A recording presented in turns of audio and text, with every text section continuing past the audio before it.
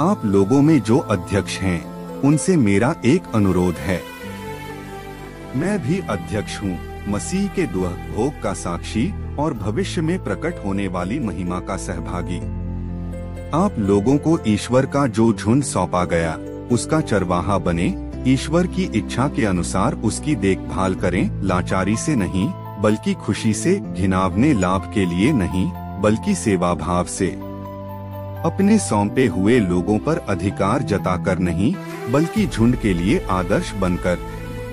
और जिस समय प्रधान चरवाहा प्रकट हो जाएगा, आप लोगों को कभी न मुरझाने वाली महिमा की माला पहना दी जाएगी।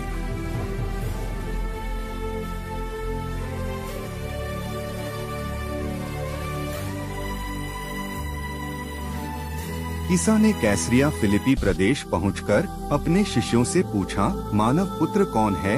इस विषय में लोग क्या कहते हैं? उन्होंने उत्तर दिया, कुछ लोग कहते हैं यूहन्ना बपतिस्ता, कुछ कहते हैं एलियस और कुछ लोग कहते हैं यिर्मयाह अथवा नबियों में से कोई। इस पर ईसा ने कहा, और तुम सा कहते हो कि मैं कौन हूँ? सिमोन पुत्रुस ने उत्तर दिया, आप मसीह हैं, आप जीवंत ईश्वर के पुत्र हैं। इस पर ईसा ने उससे कहा, सिमोन योनस के पुत्र, तुम धन्य हो, क्योंकि किसी निरे मनुष्य ने नहीं बल्कि मेरे स्वर्गिक पिता ने तुम पर यह प्रकट किया है।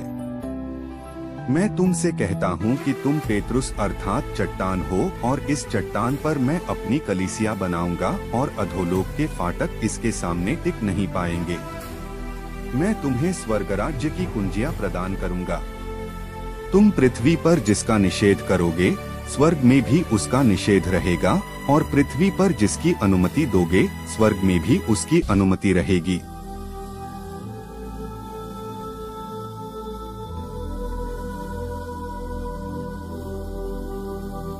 जैसे ही हम इस पवित्र उपवास के मौसम में यात्रा करते हैं, तो आज के सुसमाचार पाठ मत्ती 16:13-19 हमें यीशु के गहरे शब्दों पर विचार करने का निमंत्रण देता है, जब उन्होंने अपने शिष्यों से पूछा, मनुष्य का पुत्र कौन है? लोग क्या कहते हैं? यह प्रश्न समय से परे है और हमारे उपवास की तीर्थ यात्रा में हमसे सीधे बात करता है। शिष्यों के जवाबों में हम अपनी अर्थ और पहचान की तलाश की गूंज सुनते हैं। उपवास मसीह के साथ अपने संबंध पर चिंतन करने का समय है, अपनी कमियों को स्वीकार करने का और अपने जीवन में यीशु कौन है, इसकी एक गहरी समझ की तलाश करने का। सिमोन पेत्रुस का जवाब, आप मसीह है, जीवंत ईश्वर का पुत्र, एक महत्वपूर्ण क्षण के रूप में खड़ा है।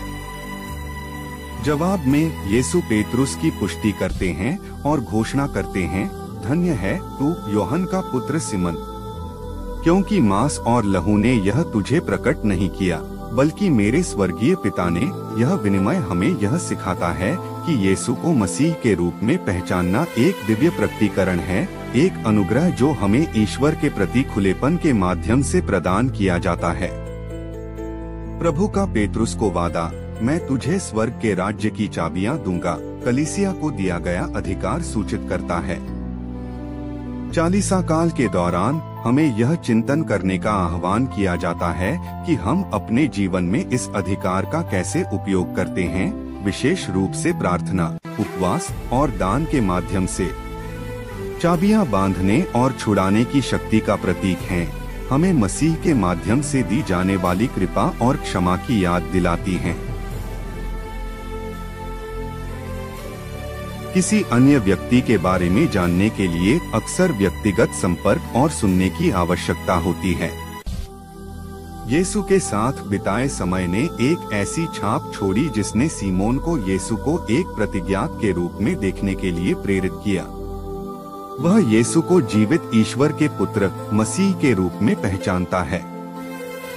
पेत्रुस का साहसिक अंगीकार जीवित विश्वास का सबसे सच्चा प्रमाण है। यीशु ने सिमोन का नाम बदलकर पेत्रुस कर दिया और उसे एक नया कार्य सौंपा। पेत्रुस को चट्टान बनना है, क्योंकि उसने वह चट्टान पाली है जो यीशु है। सिमोन के चट्टान के रूप में इस नए नामकरण के साथ अचानक यीशु के मिशन के आयाम का विस्तार हुआ।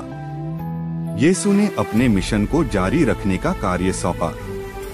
यीशु ने कमजोर विश्वास समुदाय के निर्माण के लिए पेत्रुस में चट्टान बनने की क्षमता को देखा।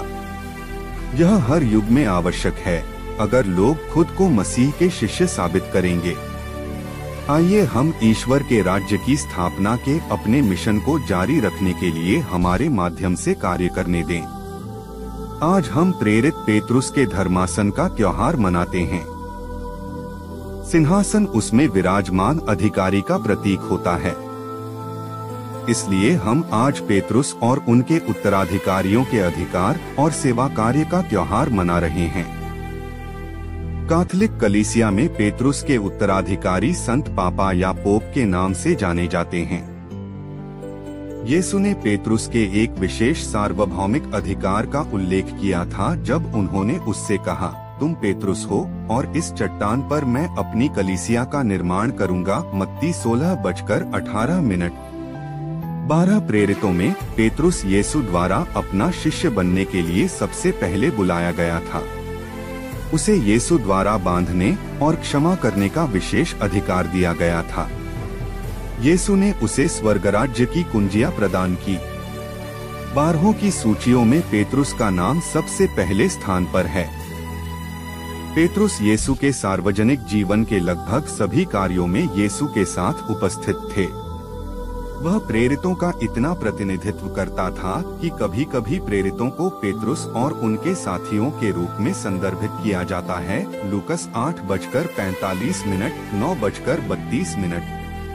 पिता ईश्वर ने पेत्रुस को यह विशेष ज्ञान दिया कि यीशु मसीह हैं। देखें मत्ती 16:17। यीशु ने उससे कहा, मैंने तुम्हारे लिए प्रार्थना की है जिससे तुम्हारा विश्वास नष्ट न हो। जब तुम फिर सही रास्ते पर आ जाओगे तो अपने भाइयों को भी संभालोगे। लूकस 22:32। विश्वास में अपने भाई बहनों को संभालने की विशेष जिम्मेदारी पेत्रुस को दी गई है। पेत्रुस ने ही पेंतेकोस्त के दिन बड़ी भीड़ के सामने खड़े होकर प्रवचन दिया था। उन्होंने प्रारंभिक कलीसिया में कई चमत्कार किए। उन्होंने यूदस के स्थान पर मथियस को चुनने वाली तथा रसद के वितरण की देखरेख करने के लिए उपयाजकों को चुनने वाली सभाओं की अध्यक्षता की। यरूशलेम की महासभा में पेत्रुस की प्रमुख भूमिका थी। सम्राट नीरो के शासनकाल के दौरान पेत्रुस को रोम में वेटिकन पहाड़ी पर शहादत का सामना करना पड़ा। संत पापा में मसीह के झुंड को एकजुट रखने की भूमिका है। आइए हम प्रार्थना करें कि सभी ख्रीस्तीय विश्वासी संत पापा की विशेष जिम्मेदारी को समझकर उनके साथ मिलकर कलीसिया को विश्वास की एकता में बांधने की कोशिश करें।